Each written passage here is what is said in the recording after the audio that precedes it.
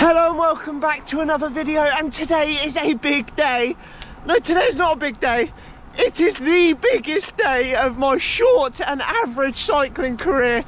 I am going to be taking on my first time trial, which doesn't sound like much, but my dad is also racing this time trial. So it is dad versus lad, and if he beats me, which there is a strong chance he will, I am never gonna live this down. But in all honesty, a time trial is my idea of hell. I'm not good on the flats, I'm not aero, and my dad is good on the flats and he's aero. Oh God, what have I let myself in for? Now, I told him I wasn't gonna recce the course, but I got up a bit early and I'm going over to recce the course. Naughty, naughty, you teasing me, you naughty, naughty. Because it's not your usual TT, it's 7 miles long and there is a couple of corners in it. It's like a U shape, so I just want to make sure I know where the corners are, what sort of speed I can do them at. I've ridden all the roads before, but just going to check them out because, you know, marginal gains. Now, to add to that, as you can see, I am in full winter kit. When I left this morning, it was -3, feels like -7.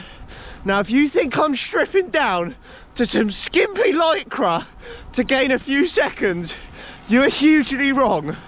I am wearing full winter kit for this time trial. But of course, I'm on the race whip and I'm gonna give it the berries and try my best, but I do have about 1,000 excuses up the sleeve to pull out. So we'll just see how it goes, but let's get into it. Here he is, the god of time trialing and speed, this pure time trialing thoroughbred. Right, the car before you get run over. That would have been the easiest win of the year then. George on the bonnet of a car. Some refer to the man as Del Garner. How the legs feeling? Smoking. I'm gonna get my first excuse in here. Mine are feeling shocking, but I've just had a coffee, so I'm hoping they'll be pinging in a minute. Were you on the vino last night? Little. Oh, that's what we want to hear. Friday nights for the big man, wine and pizza.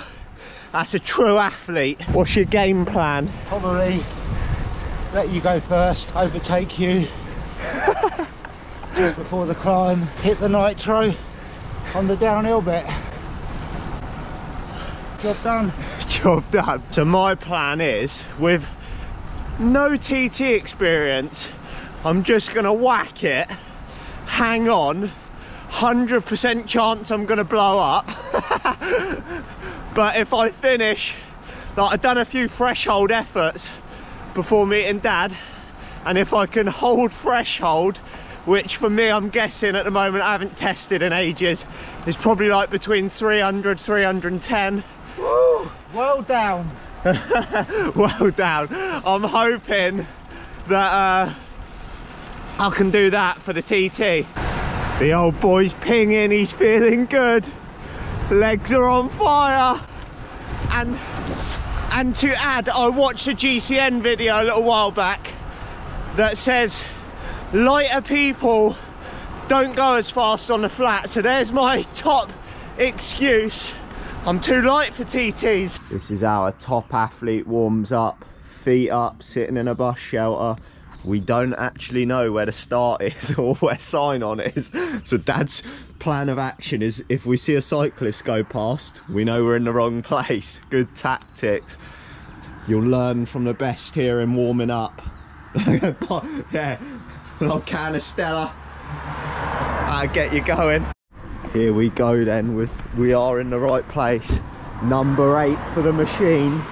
Number 9 for me. I'm going to be hunting him down, but I'm absolutely frozen now, aren't you? Yeah. I don't think I'm ready to go full whack. Here we go then, the biggest race of the season, and the big man is off first. Now, test number 1 in this race was, I don't know why I'm peering down at the camera, checking it was on. Test number 1 is getting clipped in. So some TTs obviously you got to push her off, or you don't hear. Dad, he sort of nailed it, and then it was my turn, so getting clipped in as well. Now, I managed to get clipped in straight away, and now I'm going to show you how not to pace a TT. Now, I don't want to hear it that you should, obviously you ramp up to speed and then you should settle into the pace that you think you should hold for the whole way. That's not how I like to ride. I like to go balls to the wall, bury myself, cling on for dear life and see what happens. And as you can see, I am not going to be able to hold 400 plus watts for this time trial, even going up into 500 watts. So I knew I was going to be in an absolute shiz state by the time I got to the end of this road. And was I correct? Now, this first guy wasn't in the race. He had just passed me, so I didn't want to do the chopper thing where I like rolled past him, so I had to put another big effort to get past him just in case he jumped on my wheel. It's typical cyclist thing to do that.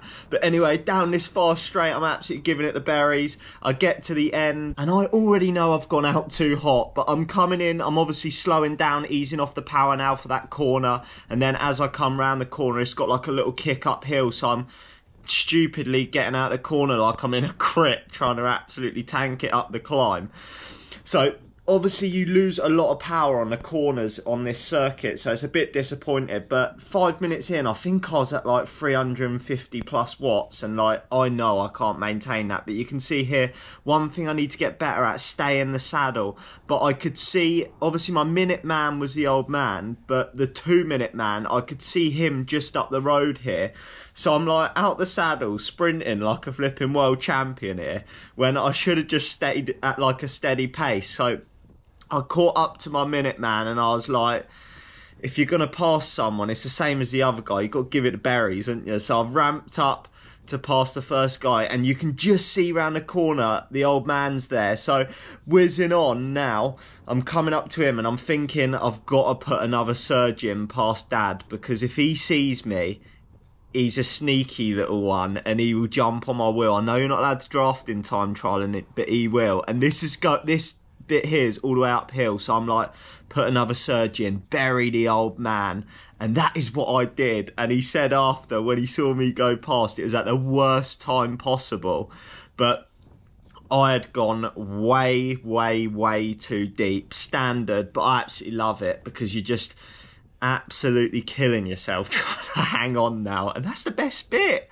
Yes, I should have paced it. Where's the fun in that? So coming down into the main bit of the course, I had to ease off the power massively, because this corner is quite blind. So I lost loads of power here. This bit was so disappointed, because I was definitely on for a power PB.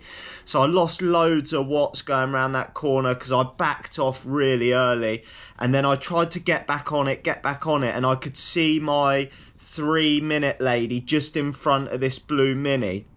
And I was easing off, because obviously I didn't want to rear end. So I was losing watts here, losing time, having to brake. But that's just part of it. I couldn't do anything about it. Tried like ramping back up. I mean, I'm getting a little bit of a draft here, but my watts started to plummet. And at this point, like, I already knew I'd gone too deep, so I wasn't going to be able to recover from it. And then I'm like sprinting again at 500 watts to try and get the power back up. One day I'll learn actually how to do it. But I passed my 3 minute lady, and this bit was really demoralising for me, because it was just a massive long straight down to the bottom.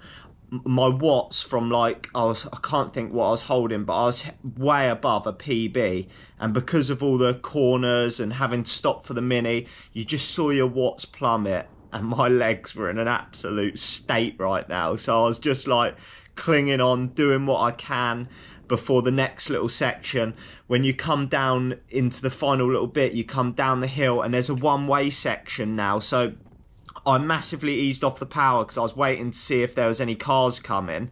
And then you had to ease off again because it was quite a tight corner and you couldn't see traffic round there. So I lost more watts again, and then I'm spiking out the corner like I'm in a crit again. I am the worst time trialist ever, but this was last push now. So I knew there was probably only like a mile, but it was like uphill, downhill, long drag up. I've absolutely buried the old man, gave him the shoulder, see you later. But up here, this was the last big effort you had to put in up this drag, and this really hurt, I'm not gonna lie. But I underestimated how far the car was after this. So you got over this little kicker where I'd gone way too deep. you managed to tank it down the hill, and then there was one last drag up, and it seemed like the finish line was forever away. But you can see again, I'm out of the saddle, just giving it the beans, but really I'd have been better off staying seated and trying to be more aero. But at this point, my legs were just absolutely shelled, and I was trying to just do whatever I could to get over the line, and then it was over the line and survived. Oh boy! I'm not sure why people think that's fun. That was savage. Literally, I went out so hot. I was world champ. Here comes Dad, giving it the berries. Oh, and then I got held up by a bit of traffic. Not ideal. My legs are ready to drop off. That was brutal. Go on, Dad. Give it the beans. Woo! It's safe to say he's not going to be doing another race. Here he is, Delgana. How was that? Oh. Not tasted blood for a few years. Oh. Dad's first racing. What do you reckon? It's got to be over 5 years, isn't it? Oh, 10 years. 10 years. Oh, he's regretting suggesting this. Absolutely no power in the legs. Absolutely gutted when I went to stomp down on what used to be the reserve. So it's just like, yeah, that's it, you've used them. Maybe you'll give me less stick when I'm blowing up now. So the old boy's just about recovered.